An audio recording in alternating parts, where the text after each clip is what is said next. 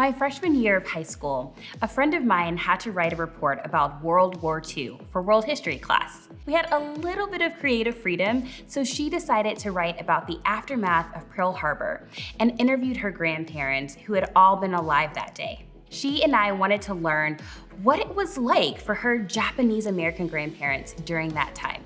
As you may have learned in school, on December 7th, 1941, the Japanese Navy attacked the US naval base at Pearl Harbor in Oahu, Hawaii, which caused the US to declare war on Japan and join the Second World War. Out of fear of espionage, the US government rounded up Japanese Americans and forced them to what we call internment camps. Between 1942 and 1945, around 120,000 Japanese Americans who called the United States home were held at these camps. But this isn't just something that I know about from history books.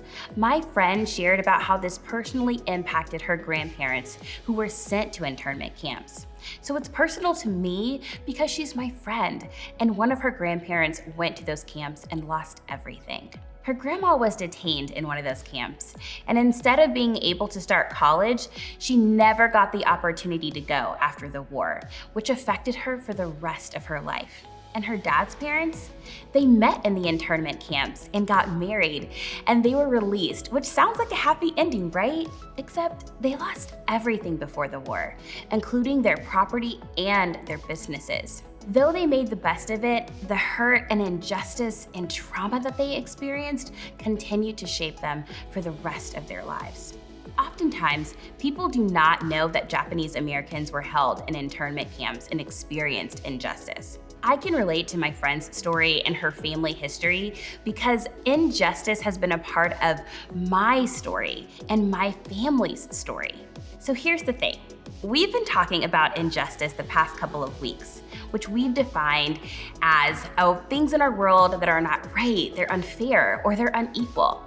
It's painful to experience injustice, and it makes us all ask the question, why doesn't somebody do something? It's even worse when injustice is ongoing, systemic, and constant. We started this series talking about how God sees and cares about what's happening.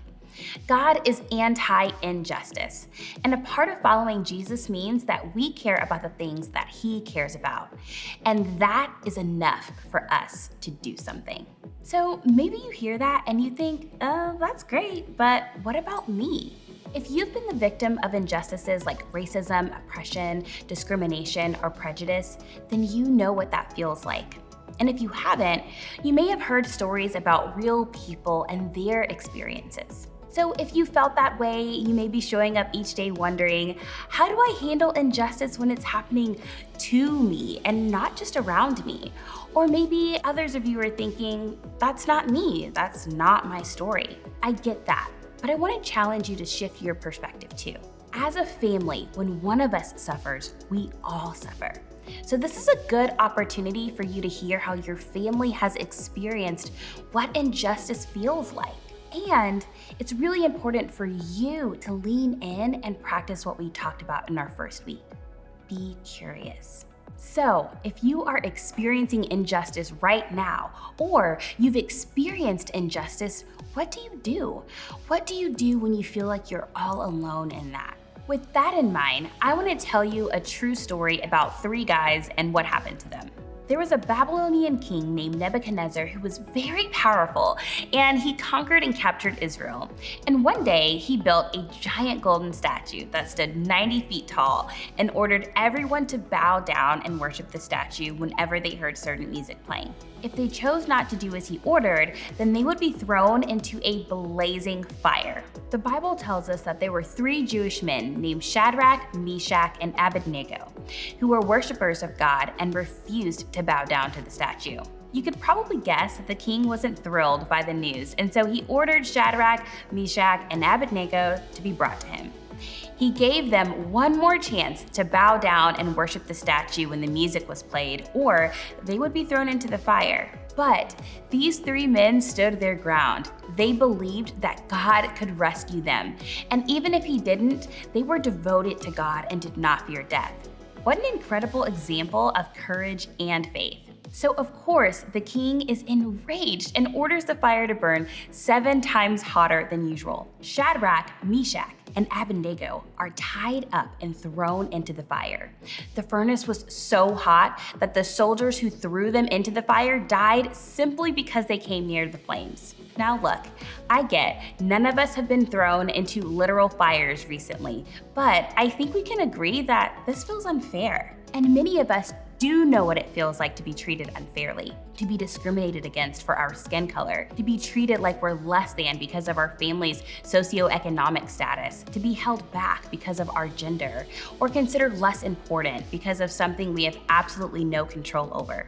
And if you've experienced this, you know it can be scary and frustrating and sad. And so while in the furnace, I'm sure they felt all of those things. Now, let's continue with the story. I want you to see what happens next after they were in the fire. Then King Nebuchadnezzar leaped to his feet in amazement and asked his advisors, "Weren't there 3 men that we tied up and threw into the fire?" They replied, "Certainly, Your Majesty." He said, "Look, I see 4 men walking around in the fire, unbound and unharmed, and the 4th looks like a son of the gods." And Nebuchadnezzar then approached the opening of the blazing furnace and shouted, "Shadrach, Meshach, and Abednego, servants of the Most High God, come out, come here." So Shadrach, Meshach, and Abednego came out of the fire, and the satraps and prefects and governors and royal advisors crowded around them. They saw that the fire had not harmed their bodies, nor was a hair of their heads singed. Their robes were not scorched, and there was no smell of fire on them. Now, there are many Bible scholars and researchers who have opinions about this story and who the 4th man was in the fire. Was it God? Was it Jesus? Was it an angel? Or was it someone else? I don't know the answer, but one thing is clear. In a moment of extreme injustice, they were not alone. God did not abandon them or leave them to suffer on their own. In the same way, you are never alone when you face injustice. Let that sink in.